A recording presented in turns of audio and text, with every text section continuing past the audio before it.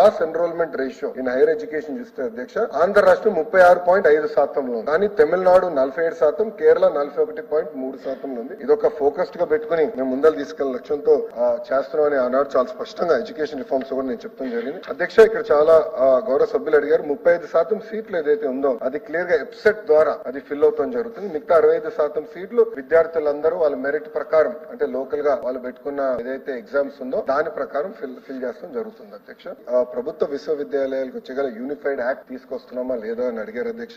Administration purposes కోసం unified act తీసుకురావాలని నిర్ణయం తీసుకున్నాం. ఎందుకంటే ఒక్కొక్క యూనివర్సిటీ ఒక్కొక్క రకంగా నిర్వహిస్తుంటే దానివల్ల ఎస్పెషల్లీ రిక్రూట్మెంట్ కి వచ్చేగల మళ్ళీ కంటెంప్ట్ ఆఫ్ కోర్ట్ కేసెస్ వచ్చే మంత్రులకే కంటెంప్ట్ ఆఫ్ కోర్ట్ కేసు వచ్చినాయి. గతంలో బొత్స గారు కూడా విద్యాశాఖ మంత్రి ఉన్నప్పుడు ఆయన పైన కూడా కొన్ని కేసులు వచ్చినాయి అధ్యక్ష. అందుకే అడ్మినిస్ట్రేషన్ కోసం ఒక యూనిఫైడ్ యాక్ట్ తీసుకురావాలనేది మన ప్రభుత్వం ఇప్పటికీ నిర్ణయిస్తాం జరిగింది. ఇది మేము మొత్తం రివ్యూ చేస్తున్నాం ఈ యాక్ట్ ని. ఎందుకంటే విద్యా రంగంలో కూడా మంచి అద్భుతమైన విశ్వవిద్యాలయాలు రావాలి. బిట్స్ కూడా అమరావతిలోకి వచ్చేదానికి సిద్ధంగా ఉంది. వాళ్ళతో కూడా మేము మాట్లాడుతున్నాం. ఇట్లా ఇంతే కాకుండా కేంద్ర ప్రభుత్వం కూడా ఫారిన్ యూనివర్సిటీస్ పెద్ద ఎత్తున భారతదేశానికి రావాలి, రీసెర్చ్ అనేది ఫోకస్డ్ గా జరగాలని చెప్తున్నారు. కానీ మనం చేసిన చట్టాలు యూజీసీ విరుద్ధంగా ఉన్నాయి. తప్పనిసరిగా దాన్ని సవరించాల్సిన అవసరం ఉందనేది మేము బలంగా నమ్ముతున్నాం. దానిపైన కూడా మేము డీటెయిల్ గా డిస్కస్ చేస్తున్నాం. త్వరలో ఆ నిర్ణయం కూడా తీసుకుంటాం జరుగుతుంది.